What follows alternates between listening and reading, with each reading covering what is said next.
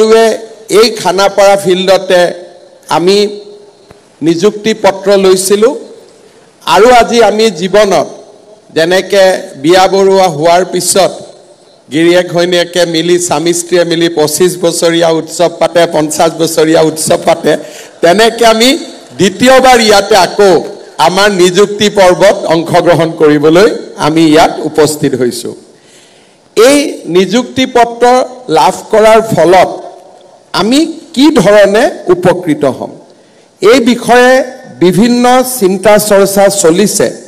আৰু মই কেইটামান কথা আপোনালোকক ক'ব খুজিছো প্ৰথম কথা ঠিকা ভিত্তিত শিক্ষক কৰবাত নহয় কৰবাত নামটো নিজৰে ভাল নালাগে আজিৰ পৰা আপোনালোকৰ নামৰ সন্মুখত থকা ঠিকা ভিত্তিক শব্দটো উঠি যাব আজিৰ পৰা আপোনালোক অকল শিক্ষক হ'ব সেইটো এটা আমাৰ জীৱনৰ এটা ডাঙৰ প্ৰাপ্তি কাৰণ ইমান দিনে কৰবাত নহয় কৰবাত যদি ঠিকা ভিত্তিক শব্দটো আমাৰ সন্মুখত নাথাকিলেহেঁতেন আমাৰ মনটো হয়তো আৰু ভাল লাগিলহেঁতেন অহা কালি যেতিয়া আমি স্কুলত যোগদান কৰিম আমি নিজক শিক্ষক হিচাপে যোগদান কৰি মনটো আপোনালোকৰ বহুত পাতল পাতল লাগিব অহা কালি আপোনালোকে নিজৰ অভিজ্ঞতা মোক নিজে ক'ব আপোনালোকে নিজে অনুভৱ কৰিব যে জীৱনত এটা ডাঙৰ পৰিৱৰ্তন আহিল ইয়াৰ পিছত যেতিয়ালৈকে আমি ঠিকা ভিত্তিক শিক্ষক হৈ আছিলো আমাৰ সন্মুখত অৱসৰকালীন আমি কি পেনশন পাম তাক আমি কোনেও নাজানিছিলো সিপিএফত আমাৰ 10% দৰমহাৰ ধন জমা আছিল আৰু লাহে লাহে দৰমহাৰ স্লেবটো বাঢ়ি যোৱাৰ পিছত সিপিএফৰ আউটাৰ পৰাও আমি বাহিৰত আছিলো এতিয়া যি সকলৰ 25 বছৰ আৰু 10 বছৰ চাকৰি এতিয়াও থাকিব আপোনালোকে জানে যে ভাৰত চৰকাৰে ইউনিফাইড পেনশন স্কিম এই পেনশন স্কিম আমাৰ বাবে লৈ আহিছে এতিয়াৰ পৰা আমি অহা কালিৰ পৰা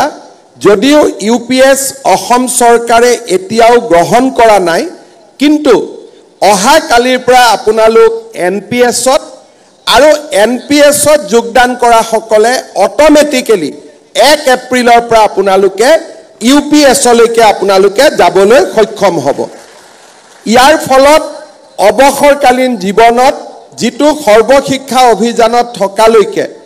যিটো অৱসৰকালীন জীৱনৰ এটা নিশ্চয়তা আমাৰ নাছিলে এতিয়া আমি বহু পৰিমাণে অৱসৰকালীন জীৱনত এটা নিশ্চয়তা পাবলৈ সক্ষম হম আমাৰ চৰকাৰৰ ষ্টেট বেংক অফ ইণ্ডিয়াৰ লগত এটা আমাৰ বিশেষ যোজনা আমি চলাই ৰাখিছো হি হৈছে আপোন ঘৰ যেতিয়ালৈকে আমি সৰ্বশিক্ষা অভিযানত আছিলো কোনোবা বেংকে আমাক আপোন ঘৰ যোজনা দিছিলে বা কোনোবা আমাক দিয়া নাছিলে এতিয়াৰ পৰা আপোনালোকে আপোন ঘৰ যোজনাৰ অধীনত আপোনালোকে ঘৰ বনাবৰ বাবে ষ্টেট বেংক অফ ইণ্ডিয়াৰ পৰা বিনা মৰ্টগেজত আপোনালোকে লোন ল'বলৈ সক্ষম হ'ব মই ষ্টেট বেংক অফ ইণ্ডিয়াকো কৈ দিম যে সৰ্বশিক্ষা অভিযানৰ পৰা নতুনকৈ নিয়মীয়া হোৱা শিক্ষক শিক্ষয়িত্ৰীসকলক যাতে আপোন ঘৰ যোজনাত আমি যিকোনো ধৰণৰ সুবিধা আমি প্ৰথমে দিওঁ অগ্ৰাধিকাৰ ভিত্তিত দিওঁ তাৰ বাবেও মই ষ্টেট বেংক অফ ইণ্ডিয়াক নিজে অনুৰোধ কৰিম ইয়াৰ পিছত অসম চৰকাৰৰ এটা ডাঙৰ যোজনা যে কিবা কাৰণত আজি যদি চাকৰি কালত আমাৰ মৃত্যু ঘটে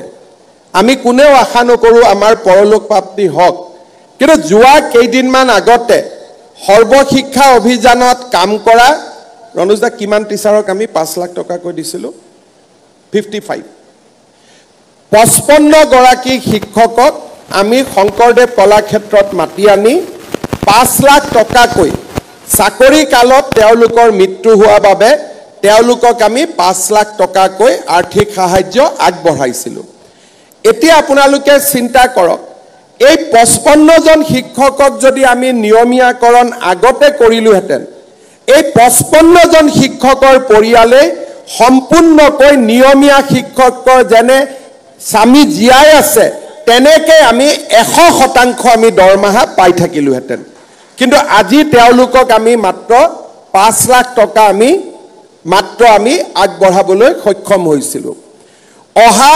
4 তাৰিখে আমাৰ লখিমপুৰত কেবিনেট আছে সেই কেবিনেটৰ দিনা চৰকাৰী শিক্ষকসকল বা চৰকাৰী কৰ্মচাৰীসকলৰ এই ধৰণৰ দুৰ্ঘটনাত মৃত্যু হলে স্বাভাৱিক মৃত্যু হলে আৰু কেইটামান নতুন স্কিম আমি অহা 4 তাৰিখে লখিমপুৰ কেবিনেটত আমি অনুমোদন কৰিম ইয়াৰো সমান অংশীদাৰ আজি নিয়মীয়া হোৱা শিক্ষকসকলে লাভ কৰিব পাৰিব 3% ইনক্ৰিমেন্টৰ কাৰণে এতিয়াৰ পৰা আপোনালোকে শিক্ষা মন্ত্ৰীক মেছেজ দিব নালাগে মুকু মেছেজ দিব নালাগে নিজে নিজে বছৰত যেতিয়াই বছৰ হ'ব 3% ইনক্ৰিমেন্ট আপোনালোকৰ লগত নিজে নিজে যোগদান হৈ যাব ডিএৰ কাৰণে আপোনালোকে মেছেজ দিব নালাগে আন 10 জন চৰকাৰী কৰ্মচাৰীয়ে যেনেকৈ ডিএ পাব তেনেকৈ আপোনালোকে ডিএ পাব তাৰ বাবে আপোনালোকে কোনো চিন্তা কৰিব নালাগে আপোনালোকে মনত পেলাওক যে আমাৰ জাৰ্নিটো কেনেকৈ আছিল মোৰ আজিও মনত পৰে ইয়াত ষ্টেট পুল টিচাৰ কোন আছে হাত দাঙকচোন মোৰ আজিও মনত আছে যে 2016-17 চনত আমি ইয়াতে স্থায়ী নিযুক্তি পত্ৰ দিছিলোঁ টেট উত্তীৰ্ণ প্ৰাৰ্থীসকলক তেতিয়া এটা কণ্ডিশ্যন আহিছিল যে এতিয়াৰ পৰা আমাৰ নতুনকৈ নিযুক্তি আৰু নহব কাৰণ গোটেই শিক্ষকসকলক শেষবাৰৰ কাৰণে টেট এবাৰ দিয়া হ'ব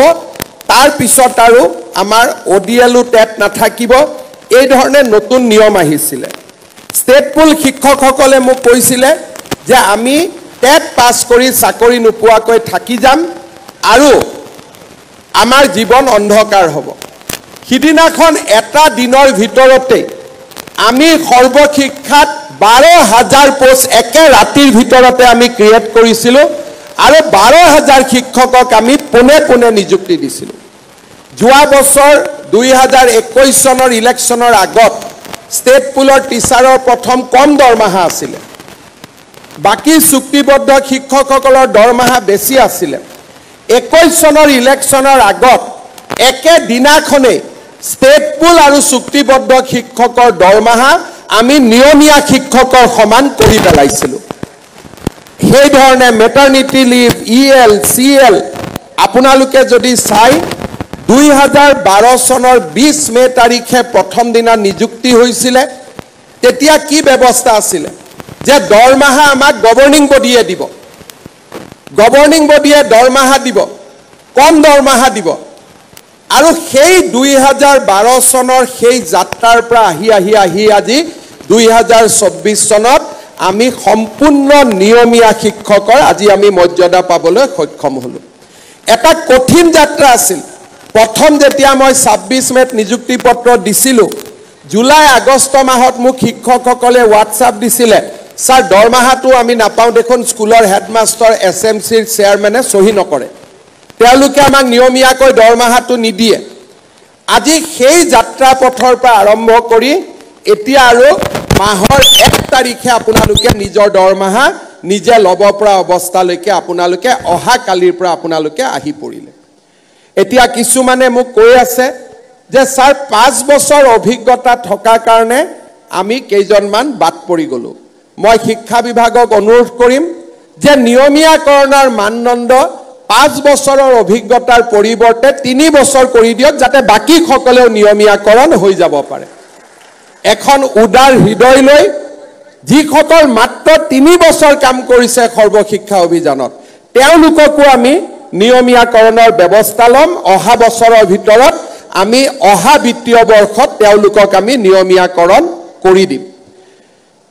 যিসকল শিক্ষক শিক্ষয়িত্ৰী কিবা কাৰণত আজি আবেদন কৰা নাই মই ভাবো যে অহা কালিৰ পৰা আপোনালোকৰ যিটো মৰ্যাদা হ'ব জীৱনৰ প্ৰতি যি নিৰাপত্তা আহিব এই সকলোবোৰ দিশ বিবেচনা কৰি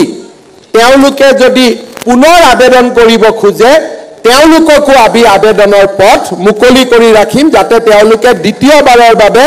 আকৌ এবাৰ নিজৰ জীৱনক লৈ চিন্তা কৰিব পাৰে আপোনালোকে জানে এই পৰ্যায়লৈ অহা পথ যথেষ্ট কণ্টকময় আছিল মই আপোনালোকৰ লগত শিক্ষামন্ত্ৰীয়ে কেইবাবাৰো আলোচনা কৰাৰ পিছত ময়ো আপোনালোকৰ লগত আলোচনা কৰিছিলোঁ তাৰ পিছত এছাম শিক্ষকে আদালতলৈ গ'ল চৰকাৰে যিমান পাৰে আমিও আপোনালোকৰ হৈ মাত মাতি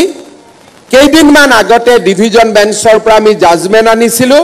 যে আমি নিয়মীয়াকৰণ কৰিব পাৰিম জাজমেণ্ট অনাৰ মাত্ৰ 2-3 দিনৰ ভিতৰতে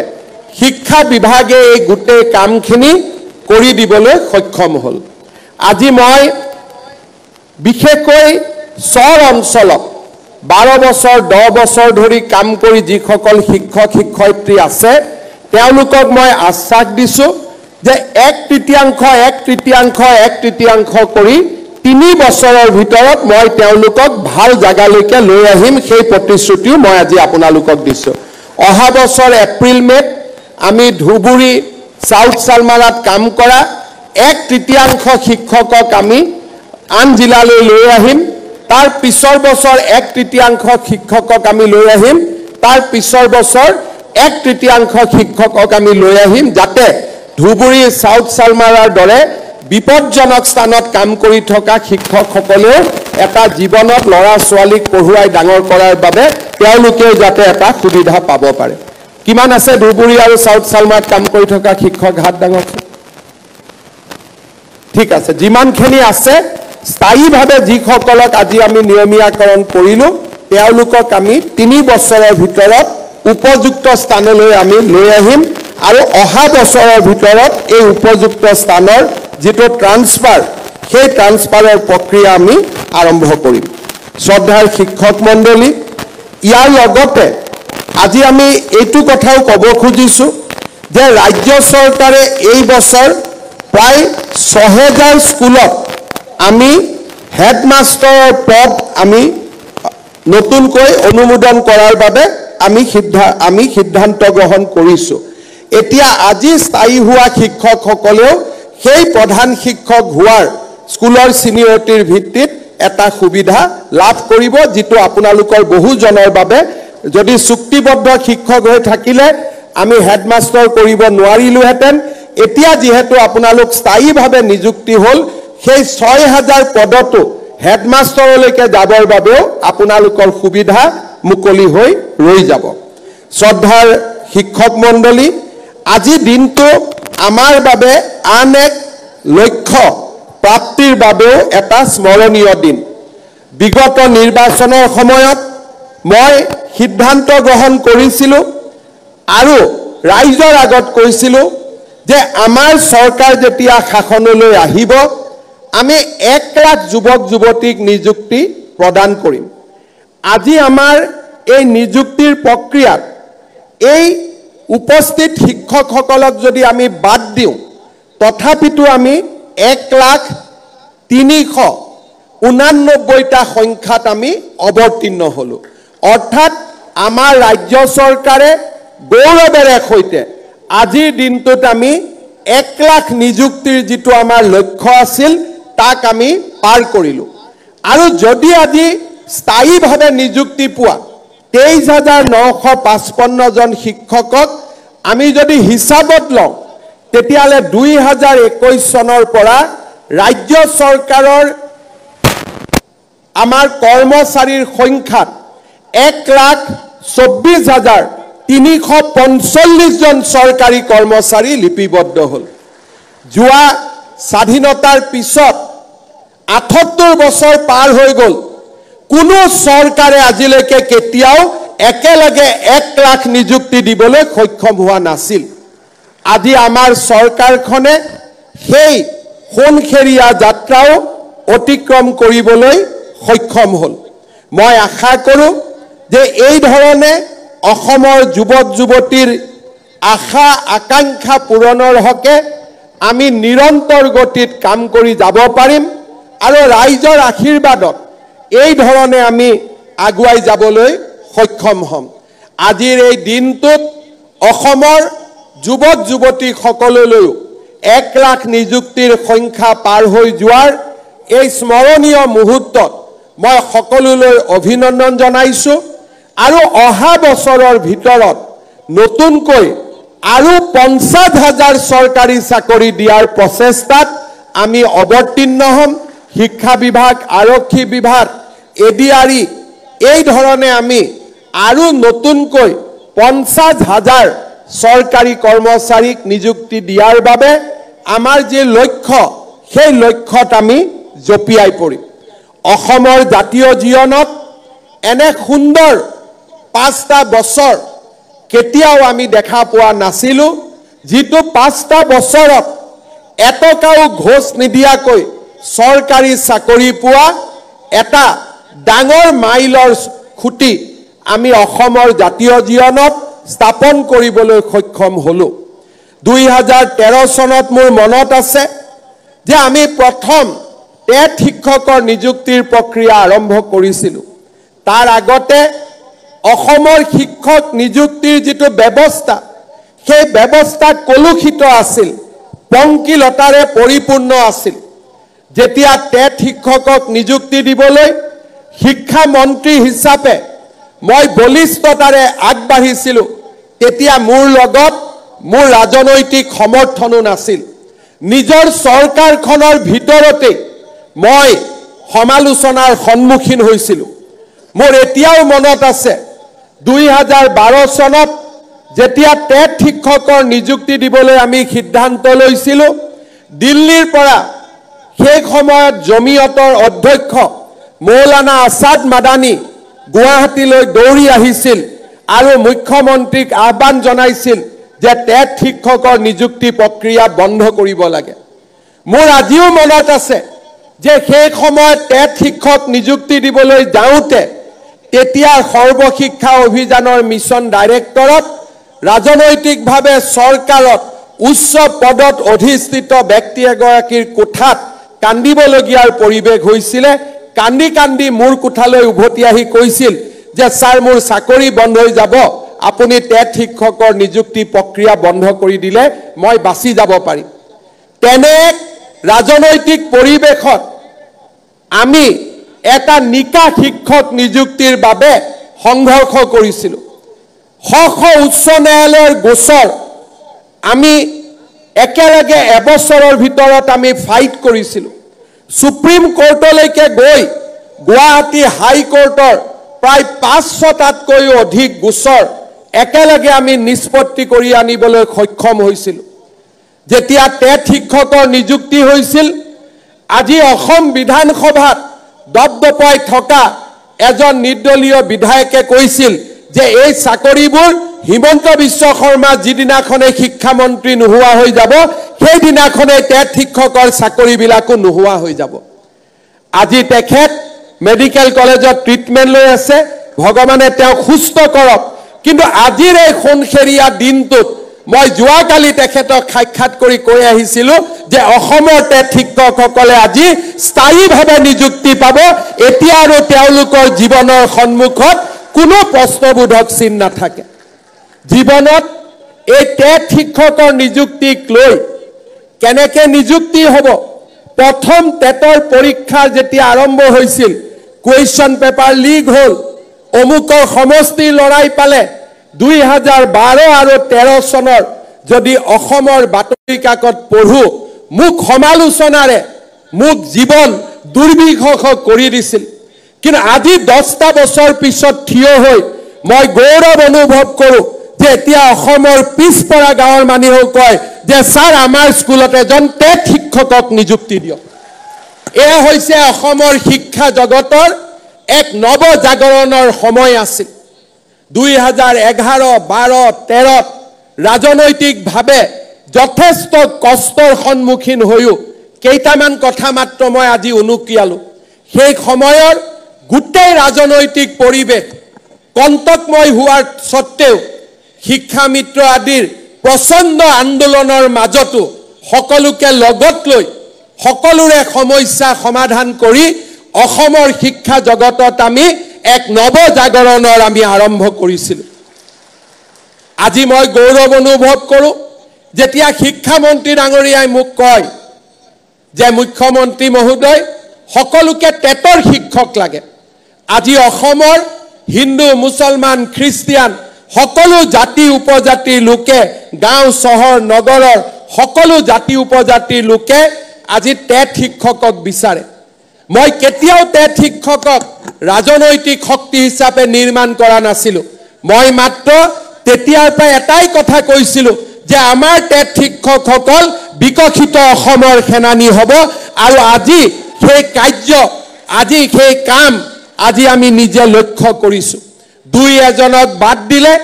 অসমৰ টেট শিক্ষকসকলৰ সাধনা আৰু শিক্ষা জগতক উন্নত কৰিবৰ বাবে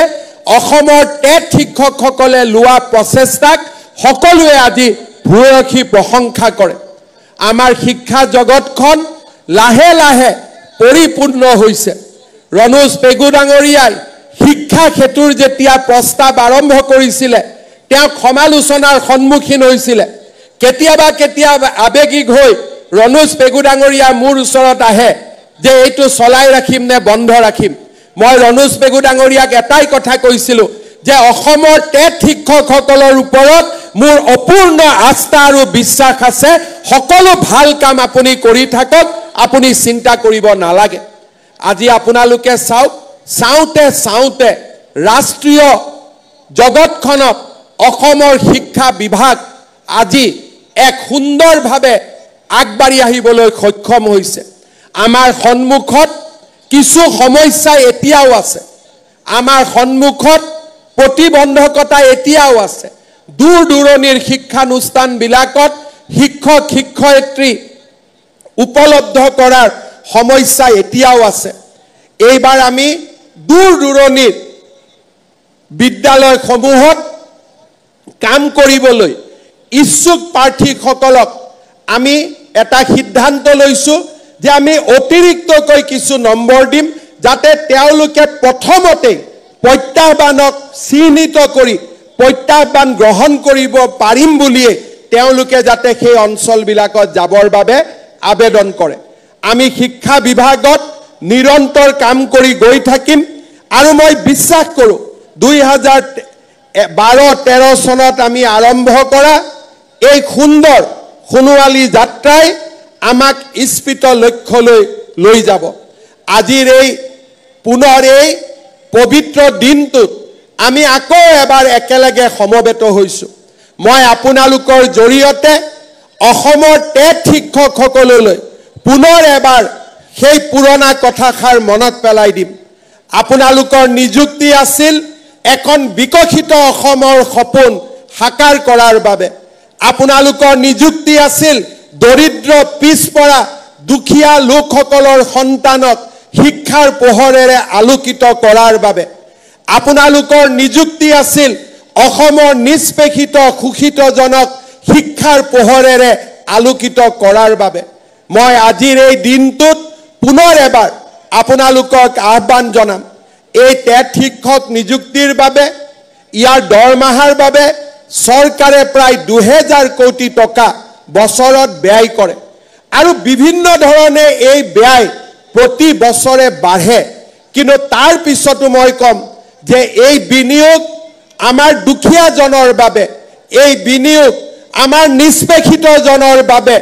এই বিনিয়োগ আমাৰ শোষিত জনৰ বাবে মই আজিৰ এই দিনটোত টেট শিক্ষকসকলক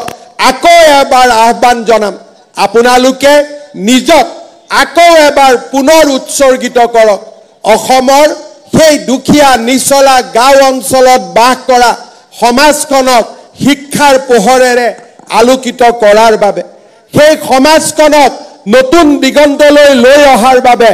আমাৰ অসমত ভাৰতৰ ভিতৰতে সৰ্বশ্ৰেষ্ঠ 5খন ৰাজ্যৰ ভিতৰত এখন হিচাপে প্ৰতিষ্ঠা কৰাৰ বাবে যেতিয়া প্ৰথম নিযুক্তি দিছিলো তেতিয়া আপোনালোকৰ পিতৃ মাতৃক মই বন্দন কৰিছিলো এতিয়া আপোনালোক নিজেও পিতৃ মাতৃ হল আপোনালোকৰ সন্তান হল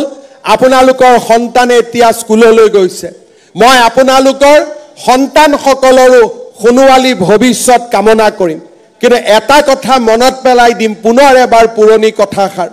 যে নিজৰ সন্তানক যেনেকৈ আমি মৰম কৰোঁ আমাৰ পিতৃ মাতৃয়েও আমাক তেনেকৈ মৰম কৰে টেট শিক্ষকসকল সমাজৰ আদৰ্শজন হওক সমাজৰ আদৰ্শ ব্যক্তি হওক কোনো কাৰণতে যাতে আমাৰ বৃদ্ধা পিতা মাতাই আমাৰ পৰা কষ্ট নাপায় তাৰ বাবে আপোনালোকক মনোযোগ দিবলৈ মই পুৰণি 10-12 বছৰ আগতে আহ্বান কৰা কথাষাৰ আকৌ এবাৰ আপোনালোকক উনুকিয়াই দিলো আপোনালোকৰ পৰিয়ালৰ ভৱিষ্যত সুন্দৰ হওক কামনা কৰিলো